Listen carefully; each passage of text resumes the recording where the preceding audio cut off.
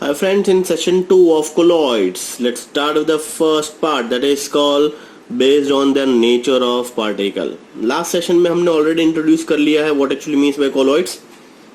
colloids के अंदर दो और terminology अच्छे से याद कर लीजिए, dispersion phase and dispersion medium. उसी के बेस के ऊपर से हमने classification भी पढ़ा. Most important 2 marker question पढ़ा, that is lyophilic and lyophobic. So let's start with today's session. Based on this, colloids are of 3 types. First, multimolecular colloids, name itself suggests, macromolecular colloids and associated colloids. So let's start with the first, that is multimolecular colloids. They contain an aggregate of atom or molecules having the dimension of less than 1 nanometer. These particles are bound together by means of weak van der Waals forces of attraction and forms particle of colloids dimension. Best example भी उसके साथ ही याद रख लीजिएगा, arsenic sulfide that is As2S3 sol, sulfur sol, metal sols like gold, silver sol. So multimolecular के अंदर क्या होगा? Multimolecular they are the aggregated atom. Means सारे के सारे एटम सेम साइज के नहीं होंगे. Here in case you get the varieties of size, कुछ स्मॉलर साइज के होंगे, कुछ लार्जर साइज के होंगे, बट मैक्सिमम जो होगा वो साइज मल्टीमोलिकुलर के अंदर आएगा. परफेक्ट. तो small size, large size and medium size is also there, but जिसकी भी साइज सबसे ज्यादा होगी वो उसका ओवरऑल साइज चला जाएगा. अब कौन कौन से कोलॉइड्स इसके अंदर आते हैं? दैट इज आर्सेनिक वाला, sulfur, silver and gold. Next is macromolecular colloids. Name itself suggests macro का मतलब larger picture. Larger picture का मतलब proteins, amino acids, ये सारे के सारे जो colloids बनते हैं अंडर macromolecular के आते हैं. Macromolecules, name itself suggests that is a polymer in a suitable solvent form a solution in which the size of particle is in colloidal range. Such system are called macromolecular colloids. These colloids are quite stable and resembles a true solution in many properties. As for example, solution of starch, cellulose, protein, enzyme, polythene, nylon, polystyrene, synthetic rubber and etc. This all are polymer, maybe a biopolymer, natural polymer और synthetic polymer, but basically ये सारे के सारे polymer है. So this is all about your second part, macromolecular colloids. Next we move on to this third part, associated colloids. Third head point of classification is associated colloids. This is really very important just because इसके अंदर एक या दो 1 marker question छिपे हुए हैं. कौन कौन से डिस्कस करते हैं? These are the substance which behaves as normal strong electrolyte at low concentrations but as colloids at higher concentration. Word फिर से एक बार डिस्कशन करते हैं. Normal strong electrolyte at low concentration. Perfect. These are the substance which behaves as a normal strong electrolyte at low concentration. Means अगर solute का concentration कम है, it behaves as a strong electrolyte. Strong electrolyte का मतलब they dissociate very easily. But as colloids at higher concentration. The colloidal behavior is because of the formation of aggregates. They are also called micelles. Most important, what actually means by micelles? 1 marker question. Second, the formation of micelles takes place only at about the particular temperature. The temperature are known as Kraft temperature.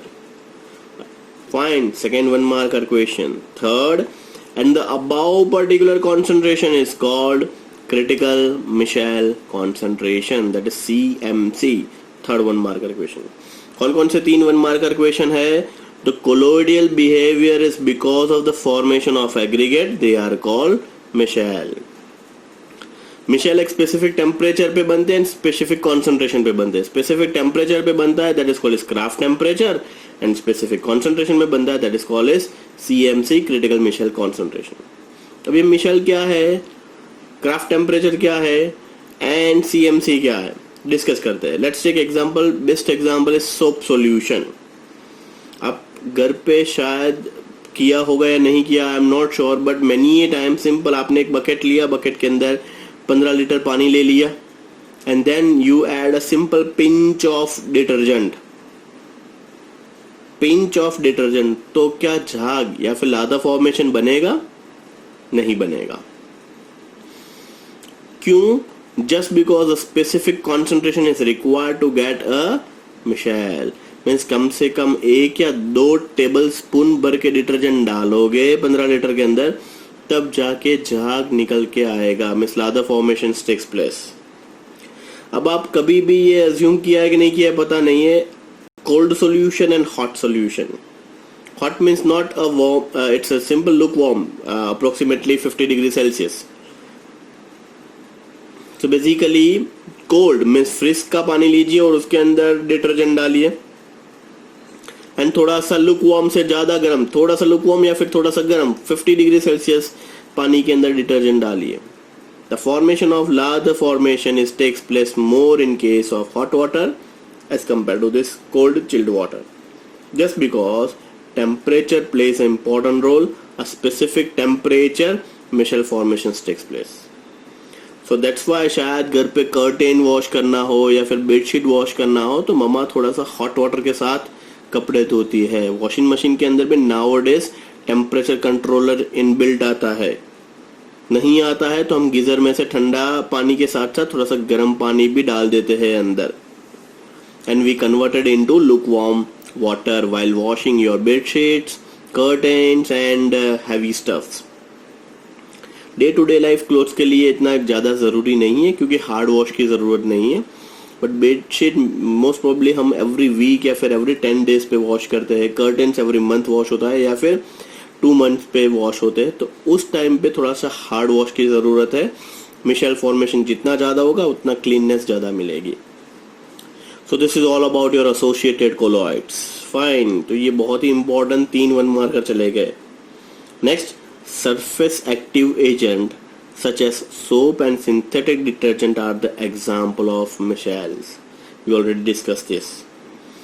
These colloids have both lyophobic and lyophilic part. So lyophilic and lyophobic. अब पूरा का पूरा discussion करना है Michel कैसे बनता है, उसका मैकेनिज्म क्या है, किस हिसाब से डर्ट आपके सब्सट्रैक्ट या फिर क्लोथ्स के ऊपर से निकाले जाते हैं. फाइन. तो let's start the mechanism of micelle formation. Let's start with the mechanism of micelle formation. An example for a micelle is soap solution.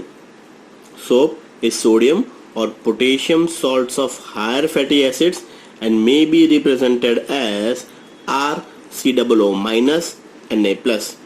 शायद आप लोगों को सोप या डिटर्जेंट याद हो तो मैंने नीचे एग्जांपल पे लिखा है as for example C17H35 COO- Na+. So ये जो C17H35 जो लॉन्ग नॉन पोलर पार्ट या फिर long chain of fatty acids जो होता है वो लॉन्ग चेन है C7H35.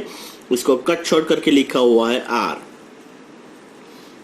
When dissolved in water, it dissociate into 2 ion, obviously RCOO- and Na+. The RCOO- ion consisting of a 2 part. Once again इसके अंदर भी 2 पार्ट है, COO- and R. R जो है वो C17H35 means long hydrocarbon part जिसको बोला जाता है. So it consists of a 2 part, a long hydrocarbon chain R, also known as non-polar part or tail end बोलते हैं जिसको, which is a hydrophobic. Obviously hydrocarbon are not soluble in water, so that's why. और वो भी longer chain. shorter chain होती तो शायद soluble भी हो जाता है. This is longer chain, so that is hydrophobic part, that is water repellent. And polar part जिसका मतलब होगा COO-, which is called polar part, और hydrophilic part. Philic means lowest part, which is a hydrophilic part. So नीचे थोड़ा सा और elaborate करके लिखा हुआ है, देखिए CH3 CH2 CH2 CH2 CH2 and blah blah blah blah blah long chain. So this is your long chain, that is hydrophobic. tail part, that is steerate part, and this is simple COO minus, that is hydrophilic part. इसको simple इस हिसाब से भी दिखाया जाता है. This is your hydrophilic part, this is your hydrophobic part. जब भी ये मैकेनिज्म 3 मार्क में पूछता है फिगर ड्रॉ करना पड़ेगा, अदरवाइज मार्क्स कट हो जाएंगे. मोस्ट इम्पॉर्टेंट, वंस अगेन फिर से बता रहा हूँ, जब भी मैकेनिज्म पूछा जाए फिगर ड्रॉ करनी पड़ेगी, अदरवाइज 1 मार्क कट हो जाएगा. Now this is micelle. Micelle कैसे फॉर्म होता है? जो हाइड्रोफोबिक पार्ट है, मान लीजिए सेंटर पार्ट के अंदर डर्ट है या फिर ऐसे स्पीशीज है, फॉरेन पार्टिकल्स है जिसको खींचना है, तो this is just like this. Fine, so let's move ahead. Figure once again बोल रहा हूं, ड्रॉ करनी पड़ेगी. The RCOO minus ions are present on the surface with their COO minus group in the water and the hydrocarbon chain, that is R, at the surface. But the critical Michel concentration, anion, are pulled into this bulk of the solution and they aggregated to form spherical shape. This is called Michel. Michel is nothing but lather formation. जाग जिसको बोला जाता है, detergent solution, soap solution. This is all about your Michel formation. Now cleansing action of soap. Soap कैसे dirt या फिर foreign particle या फिर oil या grease को निकालता है या फिर किसी भी stain को निकालता है. Let's take चटनी गिर गई, ketchup गिर गया या फिर टी या कॉफी का stain, वो कैसे निकालता है वो डिस्कशन स्टार्ट करते हैं. By the help of this Michel, we'll start with कपड़े कैसे धोए जाते हैं. So let's start with cleansing action of soap. The cleansing action of soap is due to the micelle formation. So before we learn this, नीचे जो pictorial diagram है वो discussion करते हैं. Let's take example, there is a substrate and substrate having foreign particle like dirt या फिर किसी का भी stain है.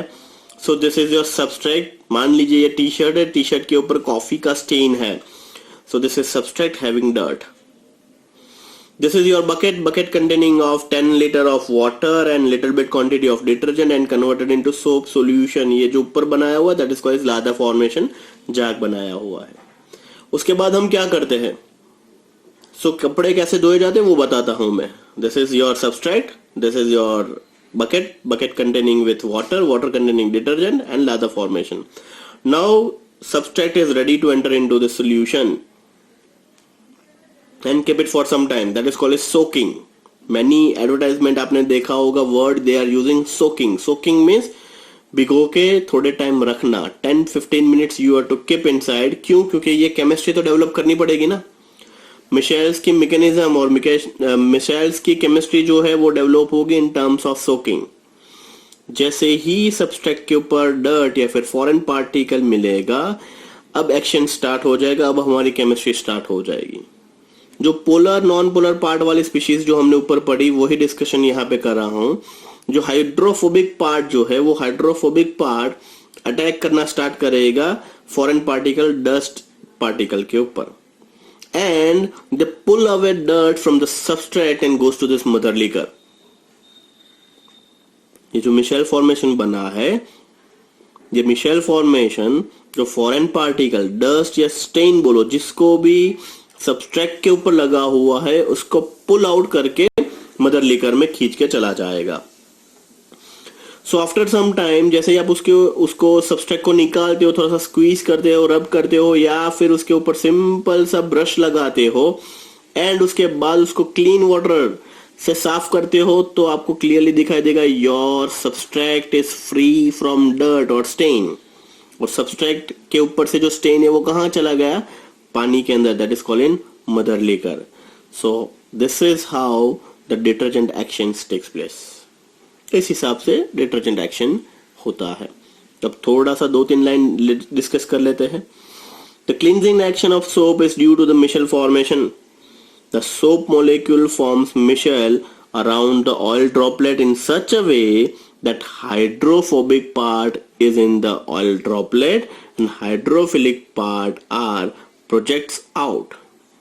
Since the polar group, that is called as hydrophilic part, can interact with water and the oil droplets are pulled into this water and removed from the dirt surface. Thus, soap help in emulsification and washing away the oils and fats. So जितने भी stand थे, dirt थी, वो सारी की सारी इस हिसाब से क्लियर हो जाती है. So this is the best use of colloids in terms of micelle, and micelle is used in day-to-day life by cleansing your clothes. So this is all about your today's session. ये session के अंदर हमने Michel के बारे में पढ़ा, बहुत सारे 1 मार्कर क्वेश्चन देखे, Krafft temperature, critical micelle concentration, micelles क्या है, देन मैकेनिज्म्स पढ़ा, एंड लास्ट में सोप एक्शन भी डिस्कशन किया. नेक्स्ट सेशन स्टार्ट करेंगे हम प्रिपरेशंस ऑफ कोलॉइड्स से. That is important one. This is all about your today's session. Thank you.